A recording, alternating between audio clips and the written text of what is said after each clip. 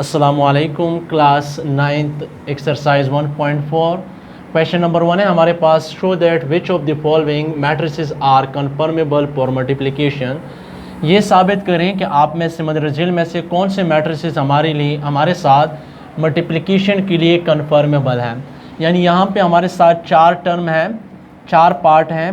Part 1 है हमारे साथ ए, इसमें एक कॉलम दिया गया है। पार्ट 2 है बी, इसमें एक रो ही दी गई है। पार्ट सी है, इसमें दो रो दो कॉलम है। पार्ट डी जो है इसमें सिर्फ एक रो ही दी गई है। अब इनमें से इन चार पार्टों में से कौन से मैट्रिसेस आपस में मल्टीप्लाई होते हैं, हमने उसको देखना है। कन्फर्मेबल का मतलब है कि कौन से मैट्रिसेस आपस में उसकी मल्टीप्लिकेशन हो सकती है, यानी मुमकिन है। तो मल्टीप्लिकेशन के लिए रूल क्या था? मल्टीप्लिकेशन के लिए रूल ये है कि फर्स्ट मैट्रिक्स जो भी होता है उसमें आपने कॉलम की तादाद देखनी है और दूसरे मैट्रिक्स में आपने रो की तादाद देखनी है। अब अगर हम देखते हैं A multiply by B, for example यहाँ पे मैं लिखता हूँ ए और बी को मैं मल्टीप्लाई करता हूँ। अब इसमें यहाँ पे पहले हम ए मैट्रिक्स लिखते हैं। ए मैट्रिक्स को जब हम लिखते हैं तो वो हमारे साथ है ए और B multiply by B. B matrix हमारे साथ क्या है? इसमें ए की कॉलम है, रो है पी क्यू। अब इसमें आपने देखना है कि फर्स्ट मैट्रिक्स में जो आपने लिखा है उसमें कॉलम कितनी है। अब इसमें अगर हम देखते हैं तो ए की कॉलम बनती हैं और दूसरी मैट्रिक्स में आपने रो की तादाद गिननी है कि कितने रो इसमें बनते हैं। अब देखिए इसमें रो और कॉलम की तादाद बराबर है, यानी इसमें एक रो एक कॉलम और इसमें एक रो है, एक कॉलम एक रो, तादाद बराबर है। तो इसलिए हम कह सकते हैं कि A and B are conformable for multiplication. जब फर्स्ट मैट्रिक्स में कॉलम की तादाद, सेकेंड मैट्रिक्स में रो की तादाद बराबर हो, तब जाके दोनों मैट्रिक्स आपस में कन्फर्मेबल होंगे। तो हम क्या लिखेंगे? ए एंड बी आर क्या? कन्फर्मेबल। यहां पे मैं सिर्फ कन्फर्मेबल लिखता हूं। कन्फर्मेबल किसके लिए? मल्टीप्लिकेशन के लिए। Conformable for multiplication. अब देखें ए को हम मल्टीप्लाई करते हैं अगर सी के साथ, तो ए को सी के साथ अगर हम मल्टीप्लाई करते हैं, A multiply by C, A matrix लिख लेंगे A B multiply by C. C को जब हम लिखते हैं वो क्या है? 1 -1 -2 1। इसमें कितने कॉलम है? 1। इसमें कितने रो बनते हैं? 2। रो और कॉलम की तादाद, कॉलम और रो की तादाद तो बराबर नहीं है, तो ए और सी एज नॉट कन्फर्मेबल। अब यहाँ पे जो कन्फर्मेबल नहीं है वो हम नहीं लिखेंगे, यहाँ पे हम वो मैट्रिक्स सिर्फ लिखते हैं जो कन्फर्मेबल है। अब ए और सी कन्फर्मेबल नहीं है। ए मल्टीप्लाई बाय अगर हम डी करती हैं तो ए में एक कॉलम है और डी में एक रो है, तो ए और डी आपस में कन्फर्मेबल है मल्टीप्लिकेशन के लिए या नहीं? कन्फर्मेबल है।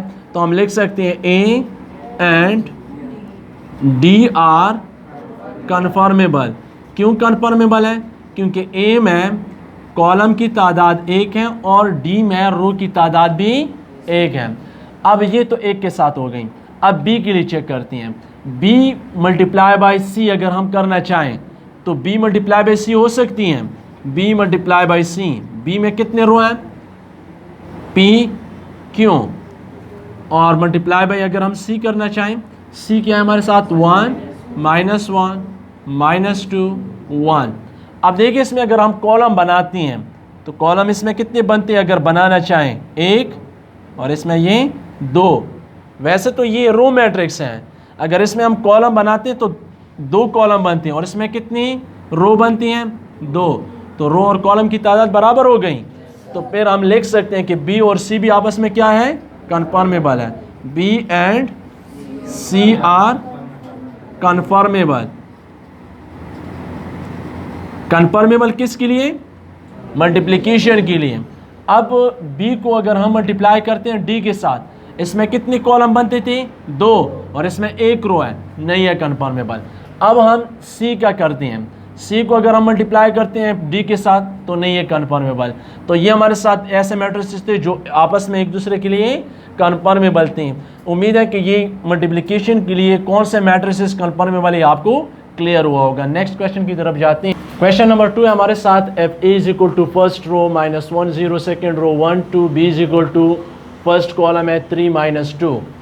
अब इससे पहले हमने कन्फर्मेबिलिटी के लिए पढ़ा है कि कौन से मैट्रिसेस आपस में मल्टीप्लाई हो सकते हैं और कौन से नहीं हो सकते हैं।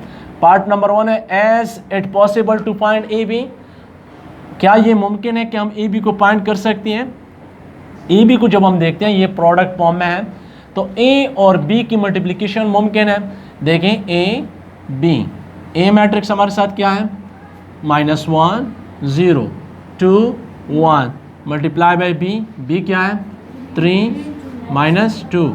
फर्स्ट में कॉलम की तादाद, कॉलम इसमें कितने बनते हैं 2, इसमें अगर हम रो बनाना चाहें कितने बनते हैं 2, तो 2 रो, इसमें 2 कॉलम और इसमें 2 रो ही बनते हैं, तो ये तो दोनों इक्वल है, तो क्या लिख लेंगे इसके लिए येस इट इज़ पॉसिबल। क्या लिख लेंगे येस इट इज़ पॉसिबल। बस इसके लिए हम सिर्फ येस ही लिखते हैं। येस का क्या मतलब है कि ये हाँ ये पॉसिबल है। दूसरा हमारे साथ क्या है is it possible to find B A. अब देखिए बी को चेंज करें, बी को पहले लिखें ए को बाद में लिखें, तो क्या आएगा 3 2 मल्टीप्लाई बाय ए हमारे साथ क्या है -1 0 2 1। अब इसमें कॉलम कितनी है 1, इसमें रो कितनी है 2, कॉलम और रो की तादाद तो बराबर नहीं है, तो फिर हम क्या कह सकते हैं कि ये कन्फर्मेबल नहीं है, क्योंकि फर्स्ट में कॉलम की तादाद दूसरी में रो की तादाद बराबर नहीं है। तो क्या लिख लेंगे नॉट पॉसिबल। क्या है नॉट पॉसिबल। अब इसमें एक पॉसिबल और एक पॉसिबल नहीं है। पार्ट 2 में क्या कह रहा है फाइंड द पॉसिबल प्रोडक्ट या प्रोडक्ट्स। प्रोडक्ट क्यों लेके आए, शायद एक पॉसिबल हो, प्रोडक्ट्स शायद दोनों पॉसिबल हो, लेकिन हमने तो चेक किया है उसमें एक ही पॉसिबल था। पॉसिबल कौन सा था ए बी, तो ए बी की हमने प्रोडक्ट करनी है, मल्टीप्लिकेशन करनी है, तो ए हमारे साथ क्या है -1 0 2 1 मल्टीप्लाई बाय बी मैट्रिक्स -3 -2। अब मल्टीप्लिकेशन के लिए आपने मेथड सीखनी है कि मल्टीप्लाई कौन से मैट्रिक्स हम कैसे मल्टीप्लाई करते हैं। First row multiply by first column, first row का फर्स्ट एलिमेंट फर्स्ट कॉलम में फर्स्ट एलिमेंट के साथ मल्टीप्लाई होगा, तो कैसे -1 मल्टीप्लाई बाई 3। फिर जब सेकेंड एलिमेंट सेकेंड के साथ मल्टीप्लाई करते हैं दरम्यान में प्लस का साइन लगेगा, 0 मल्टीप्लाई बाई -2। अब देखिए फर्स्ट रो फर्स्ट कॉलम खत्म हो, सेकेंड कॉलम तो नहीं है, अब हम क्या करेंगे सेकेंड रो को स्टार्ट करेंगे, तो सेकेंड रो की जगह पे लिखेंगे। समझ रहे हैं बात को, तो सेकेंड रो की जगह पे लिखेंगे first row second row first column, तो फर्स्ट एलिमेंट फर्स्ट के साथ 2 multiply by 3 plus 1 multiply by -2। अब मल्टीप्लाई करे से क्या आता है -3 प्लस 0 मल्टीप्लाई बाई 2 से 0 ही आता है। 2 3 जार 6 प्लस 1 2 जार -2, ऐसे क्या आएगा -3 प्लस 0 से क्या आता है -3 और 6 प्लस -2 इज इक्वल टू -3 6 -2 से क्या आता है 4। यही इस क्वेश्चन का आंसर है। डियर स्टूडेंट, उम्मीद है कि ये लेक्चर आपको क्लियर हुई होगी। नेक्स्ट लेक्चर तक हमें दीजिए इजाज़त। अल्लाह ने के बाद।